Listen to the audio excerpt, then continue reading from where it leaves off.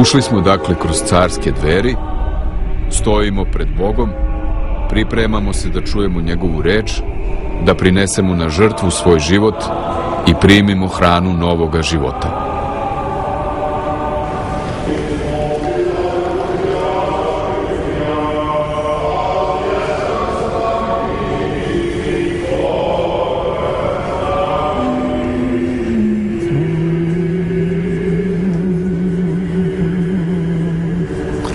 Gospodu se pomolimo.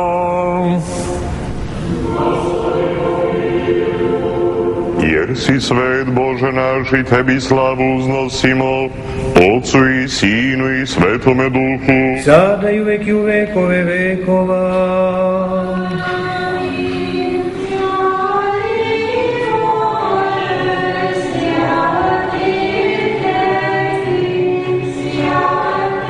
Obeležavajući ovo vaznesenje crkve u prisustvo Božije, hor peva trisvetu pesmu. Sveti Bože, sveti krepki, sveti besmrtni pomiluj nas, koju anđeli večno pevaju pred nebeskim prestolom.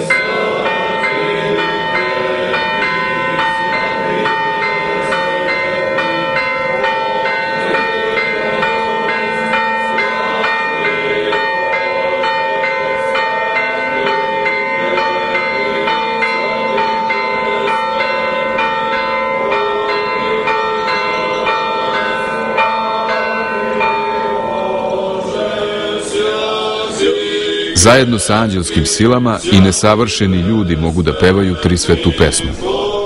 Čudesni su i divni Hristovi darovi. Gore na nebesima slave ga vojske anđela. Dole u svetim hramovima pevaju ljudi i podražavaju anđelsko slavoslovlje. Gore serafimi sa silom pevaju trisvetu pesmu. Dole mnoštvo vernih peva istu himnu. Tako nastaje zajedničko slavlje nebesnika i onih na zemlji. Jedinstveno izražavanje zahvalnosti, blagodarenje, zajedničko veselje, zajednička radosna pesma. Bože sveti koji svetima počivaš, tebi trisvetim glasom pevaju serafimi, slavoslove heruvimi, tebi se klanjaju sve nebeske sile. Ti si sve iz nebića u biće priveo, ti si sazdao čovjeka po slici i prilici svojoj i svakim ga svojim darom ukrasio. Ti daješ mudrost i razum onome koji te moli, ne prezireš grešnika, nego si za spasenje odredio pokajanje. Ti si udostojio nas smirene i nedostojne sluge tvoje, da i u ovome času stojimo pred slavom svetoga žrtvenika tvog i da ti prinosimo dužno poklonjenje i slavoslovlje. Ti sam, Vladiko, primi trisvetu pesmu iz usta nas grešnih i pospreti nas blagošću svojom. Oprosti nas svako sagrešenje, hotimično i nehotično, osveti duše naše i tela i daj nam da ti u svetosti služimo u sve dane života svoga.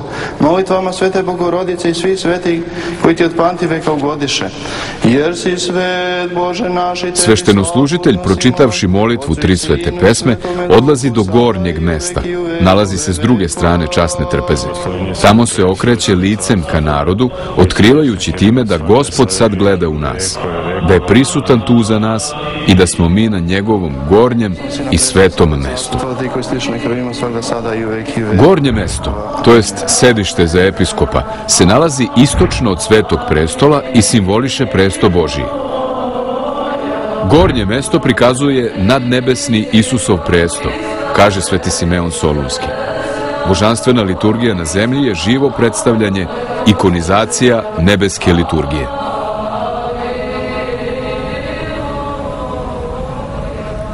Potom videh i gle mnoštvo naroda kojeg ne može niko izbrojati, Od svakoga plemena i roda i naroda i jezika stajaše pred prestolom i pred jagnjetom, obučeno u haljine bele i palme u rukama njihovim. I klicahu snažnim glasom govoreći: spasenje je u Bogu našemu koji sedi na prestolu i u jagnjetu. I svi anđeli pokloniše se Bogu govoreći: amin.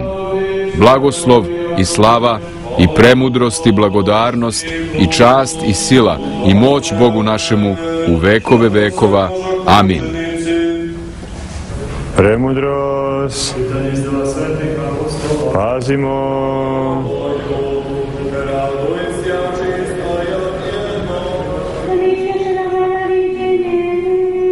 Prvo slušamo apostol, deo iz novozavetnih poslanica ili dela apostolskih.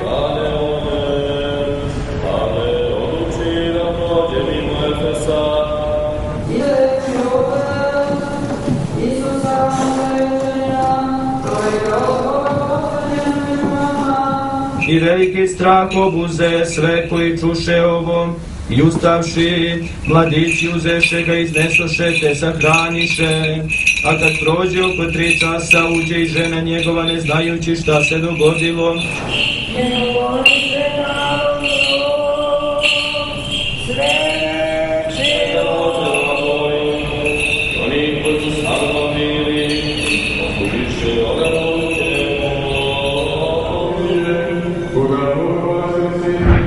Objava reči je par excellence svetotajinski čin koji preobražava.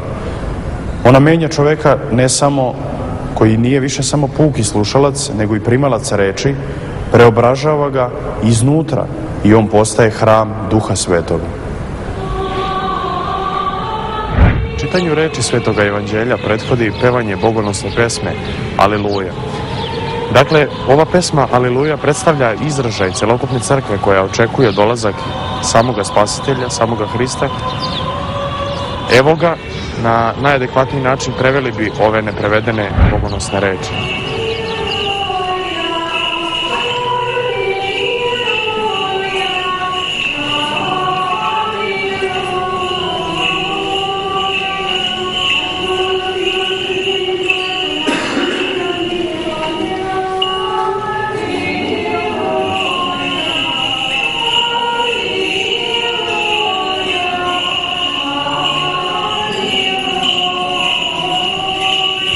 Kada su se rani hrišćani sastajali, oni su ili klečali ili stajali pri molitvi. Na početku službe đakon bi objavio za šta svi treba da se mole i svako bi kleknuo i individualno se molio. Na određeni znak svi su ustajali i molili se zajedno. Oni su klečali da se mole kao pojedinci, ali zajednička molitva crkve je svešteni čin koji treba da bude obavljen u položaju koji zauzima sveštenik, stojeći. Kada opisuje Evharistiju, Sveti Justin izjavljuje: tada svi ustajemo i nudimo molitve. To je zato što se obavljanje liturgije smatralo događajem u kome se učestvovalo, ne nečim što se tek gleda ili sluša.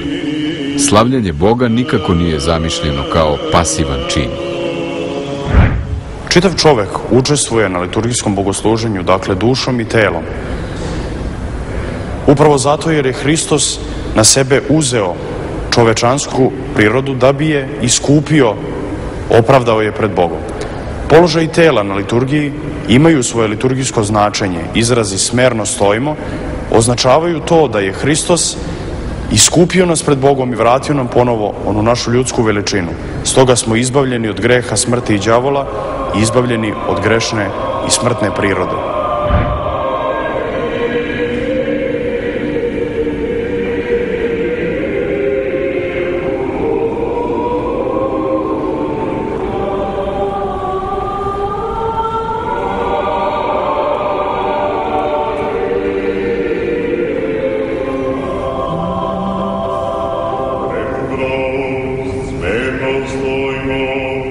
Upotreba svetiljki na božanstvenoj liturgiji potiče još od apostolskih vremena.